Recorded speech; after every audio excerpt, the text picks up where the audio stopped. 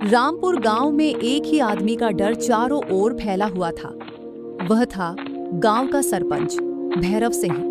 ऊंची ऊंची मूछें, लंबा चौड़ा कद और बातों में ऐसा घमंड मानो पूरा गांव उसकी ही जागीर हो। गांव वाले उसके सामने सिर झुकाकर बात करते थे, क्योंकि जो उसकी बात न माने उसकी जिंदगी मुश्किल हो जाती थी। उसी गांव के किनारे एक छोटा सा खेत था, जहां एक गरीब लेकिन समझदार किसान रहता था, गोपाल। गोपाल के पास धन नहीं था, लेकिन दिमाग बहुत तेज था। उसकी पत्नी सीता और छोटा बेटा मोहन तीनों मेहनत करके अपना घर चलाते थे। उस सुबह गोपाल खेत में सूखी फसल को देख रहा था। उसकी आंखों में चिंता साफ दिखाई दे रही थी। इस बार भी बारिश नहीं हुई। अगर फसल खराब हो गई तो घर कैसे चलेगा गोपाल? ऊपर वाला भूखा सुलाता जरूर है सीता, लेकिन मेहनत करने वालों का साथ कभी नहीं छोड़ता।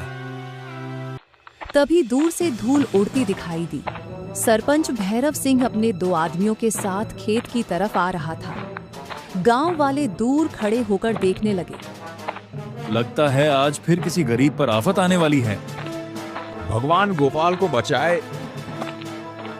भैरव सिंह खेत के बीचों बीच आकर रुक गया। ओ गोपाल, सुना है तूने अभी तक पंचायत का टैक्स नहीं दिया।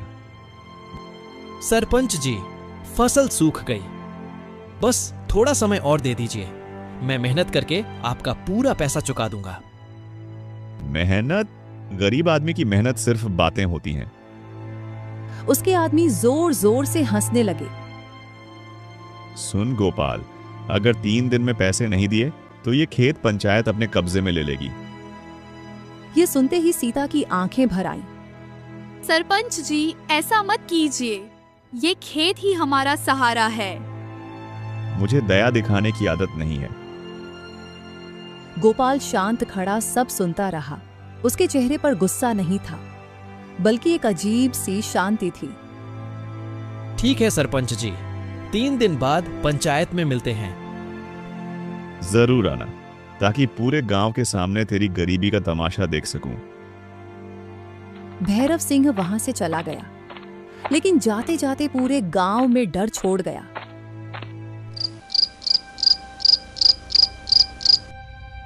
शाम का समय हो चुका था। आसमान नारंगी रंग से भर गया था। गोपाल अपने घर के बाहर चारपाई पर चुपचाप बैठा था। सीता उसकी तरफ देख रही थी। तुम इतने शांत क्यों हो? क्या सच में खेत चला जाएगा? नहीं सीता, अब समय आ गया है कि कोई सरपंच की हेकड़ी उतारे। लेकिन कैसे? पूरे गांव में कोई उसके खिलाफ बोलने की हिम्मत नहीं करता। गोपाल हल्का सा मुस्कुराया। जिस आदमी को अपने घमंड पर भरोसा हो, उसे हराने के लिए ताकत नहीं, अक्ल चाहिए। बाबा, क्या हम अपना खेत बचा लेंगे? सिर्फ खेत नहीं बेटा, अब पूरे गांव का डर भी खत्म होगा।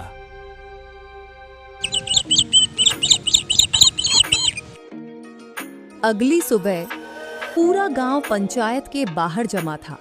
लोगों के चेहरों पर डर और उत्सुकता दोनों थे। बीच में कुर्सी पर बैठा था भैरव सिंह। उसकी मूंछें आज और ज्यादा तनी हुई थी।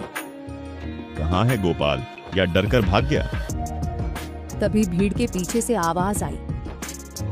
गरीब जरूर हूं सरपंच, लेकिन डरपोक नहीं। पूरा गांव पीछे मुड़ा। गोपाल धीरे धीरे पंचायत की तरफ बढ़ रहा था, लेकिन उसके हाथ में एक पुराना मिट्टी का घड़ा था, जिसे देखकर सब हैरान थे। ये घड़ा यहाँ क्यों लाया है? लगता है डर के मारे पागल हो गया। भैरव सिंह जोर से हंसा। क्या हुआ गोपाल? पैसे नहीं लाया तो घड़ा बेचने आया है? गोपाल शांत खड़ा रहा। फिर उसने धीरे से कहा, आज फैसला पैसों से नहीं, सच्चाई से होगा सरपंच जी। ये सुनते ही पंचायत में सन्नाटा छा गया।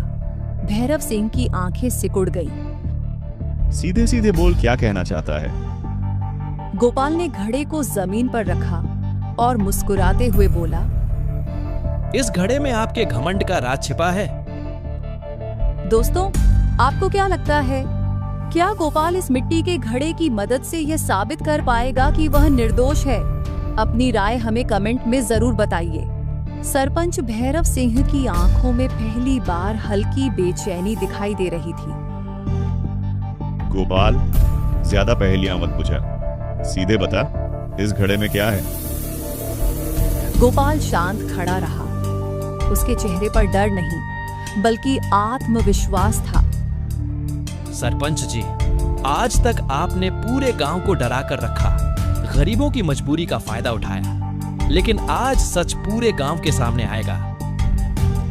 भीड़ में खुसर पुसर शुरू हो गई। लगता है आज पहली बार कोई सरपंच के सामने डटा है। भगवान गोपाल की रक्षा करे। भैरव सिंह कुर्सी से उठ खड़ा हुआ। तेरी हिम्मत कैसे हुई मेरे ऊपर उंगली उठाने की? हिम्मत मुझे भूख ने दी है सरपंच जी, और सच ने मेरा साथ दिया है। गोपाल ने धीरे से घड़े का ढक्कन खोला। पूरा गांव सांस रोके देखने लगा। घड़े के अंदर से निकले कुछ पुराने कागज और एक छोटी कपड़े की थैली। भैरव सिंह का चेहरा अचानक उतर गया। ये सब क्या है? ये उन किसानों के कर्ज के कागज हैं, जिनसे आपने झूठ बोलकर उनकी जमीन छीनी। पूरा गांव चौंक गया। मेरे पिता की जमीन भी ऐसे ही गई थी। गोपाल ने दूसरा कागज सबको दिखाया। और ये पंचायत की मुहर वाले नकली दस्तावेज हैं, जिनसे गरीबों को डराया गया। भीड़ में गुस्सा बढ़ने लगा। भैरव सिंह के माथे पर पसीना आ गया। झूठ, ये सब झूठ है। अगर झूठ है तो इतनी घबराहट क्यों सरपंच जी? गांव वाले अब आपस में बातें करने लगे। मैं कहता था ना, इतने सालों से कुछ गलत हो रहा है। हम गरीब थे इसलिए आवाज नहीं उठा पाए। भैरव सिंह ने गुस्से में गोपाल की तरफ कदम बढ़ाए, लेकिन तभी गोपाल ने कपड़े की छोटी थैली खोल दी। उसमें पंचायत की असली मुहर थी। पूरा गांव हैरान रह गया। पहचानिए सरपंच जी, ये वही मुहर है ना, जिससे आप नकली कागज बनवाते थे। भैरव सिंह के होंठ कांपने लगे। तुझे ये सब मिला कहां से? जिस गरीब को आप कमजोर समझते थे, वो चुप जरूर था, लेकिन अंधा नहीं। भीड़ अब गुस्से से भर चुकी थी। पहली बार गांव वालों के चेहरे पर डर नहीं, हिम्मत दिखाई दे रही थी। हमारी जमीन वापस करो। गरीबों को लूटना बंद करो। अब पंचायत डर से नहीं, ईमानदारी से चलेगी। भैरव सिंह पीछे हटने लगा।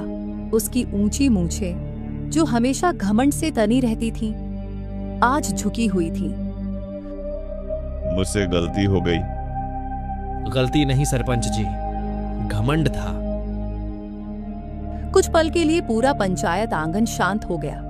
फिर गोपाल आगे बढ़ा। गरीब आदमी कमजोर नहीं होता, वो बस अपनी इज्जत बचाने के लिए चुप रहता है। लेकिन जब उसकी मेहनत और हक छीन लिया जाए, तो उसका सच सबसे बड़ी ताकत बन जाता है। गांव वालों की आंखों में चमक लौट आई थी। कई बूढ़े किसानों की आंखों से आंसू बह रहे थे। सीता दूर खड़ी अपने पति को गर्व से देख रही थी। छोटा मोहन खुशी से अपने पिता का हाथ पकड़कर बोला, बाबा, आज आपने सबका डर खत्म कर दिया। गोपाल मुस्कुराया। नहीं बेटा, डर तभी खत्म होता है जब लोग सच बोलने की हिम्मत करते हैं। उस दिन के बाद रामपुर गांव बदल गया। पंचायत अब डर से नहीं, ईमानदारी से चलने लगी। और भैरव सिंह, जिसे अपने घमंड पर बहुत भरोसा था, उसे एक गरीब किसान की अक्ल और सच्चाई ने पूरे गांव के सामने झुका दिया। घमंड और अन्याय ज्यादा समय तक नहीं टिकते। सच्चाई और बुद्धिमानी से सबसे ताकतवर इंसान को भी हराया जा सकता है।